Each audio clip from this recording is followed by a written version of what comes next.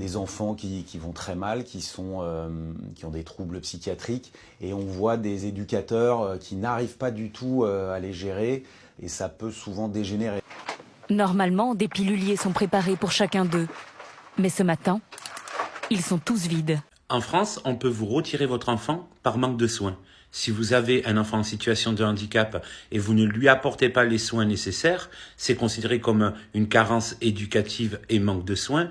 Et dans ce cas, on peut vous retirer votre enfant. Ce qui arrive de temps en temps, même assez régulièrement parfois dans certaines régions. On se rend compte en face que quand l'enfant est retiré à sa famille pour être placé en foyer, on se retrouve qu'ils font pire que les familles.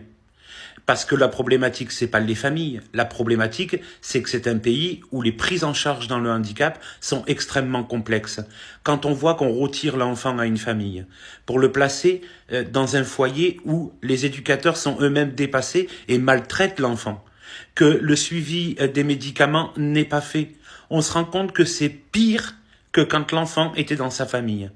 Il est temps que les choses évoluent, changent, parce que c'est un véritable scandale de voir encore des images comme ça, des reportages qui sont faits en interne et qui sont une catastrophe pour les enfants, pour les familles. Ces enfants vont devenir quoi ? On expliquait dans un reportage que un SDF sur 4 sort de l'aide sociale à l'enfance. Où va-t-on avec ces enfants? On détruit des enfants qui vont devenir des adultes déséquilibrés dans notre société. Il est temps que les choses changent